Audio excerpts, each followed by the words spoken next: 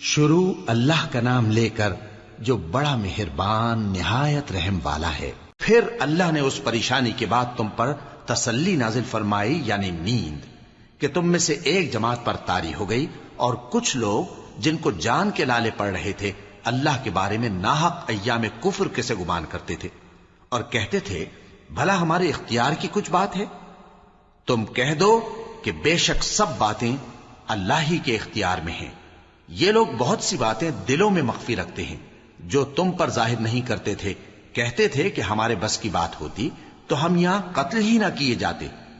کہہ دو کہ اگر تم اپنے گھروں میں بھی ہوتے تو جن کی تقدیر میں مارا جانا لکھا تھا وہ اپنی اپنی قتل گاہوں کی طرف ضرور نکل آتے۔ اس سے غرض یہ تھی کہ اللہ تمہارے سینوں کی باتوں کو آزمائے اور جو کچھ تمہارے دلوں میں ہے اس کو صاف کر دے، اور اللہ دلوں کی باتوں سے خوب واقف ہے۔ جو لوگ تم میں سے احد کے دن جبکہ مومنوں اور کافروں کی دو جماعتیں ایک دوسرے سے گتھ گئیں جنگ سے بھاگ گئے تو ان کے بعض افعال کے سبب شیطان نے ان کو پھسلا دیا تھا، اور یقیناً اللہ نے ان کا قصور معاف کر دیا۔ بے شک اللہ بخشنے والا ہے، بردبار ہے۔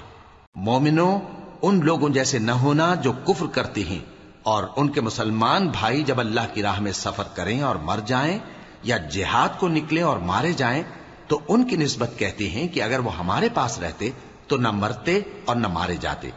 یہ اس لیے کہ اللہ ان لوگوں کے دلوں میں افسوس پیدا کر دے، اور زندگی اور موت تو اللہ ہی دیتا ہے، اور اللہ تمہارے سب کاموں کو دیکھ رہا ہے۔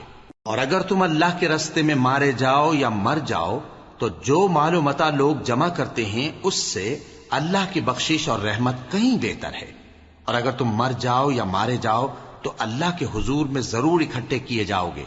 پھر اے نبی، اللہ کی مہربانی سے تم ان لوگوں کے لیے نرم مزاج واقع ہوئے ہو، اور اگر تم بدخو اور سخت دل ہوتے تو یہ تمہارے پاس سے بھاگ کھڑے ہوتے۔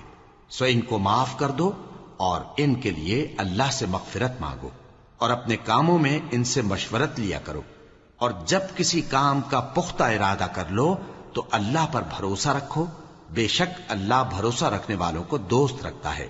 اگر اللہ تمہارا مددگار ہے تو تم پر کوئی غالب نہیں آ سکتا، اور اگر وہ تمہیں چھوڑ دے تو پھر کون ہے اس کے بعد تمہاری مدد کرے؟ اور مومنوں کو تو چاہیے کہ اللہ ہی پر بھروسہ رکھیں، اور کبھی نہیں ہو سکتا کہ کوئی پیغمبر خیانت کرے، اور خیانت کرنے والوں کو قیامت کے دن خیانت کی ہوئی چیز اللہ کے روبرو لا حاضر کرنی ہوگی۔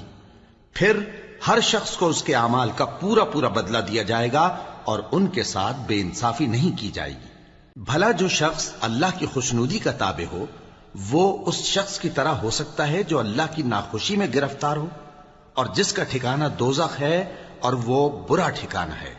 سب لوگوں کے اللہ کے ہاں مختلف درجے ہیں، اور اللہ ان کے سب اعمال دیکھ رہا ہے۔ اللہ نے مومنوں پر یقیناً احسان کیا ہے کہ ان میں انہی میں سے ایک پیغمبر بھیجے جو ان کو اللہ کی آیتیں پڑھ پڑھ کر سناتے اور ان کو پاک کرتے اور انہیں کتاب و حکمت کی تعلیم دیتے ہیں، اور پہلے تو یہ لوگ کھلی گمراہی میں تھے۔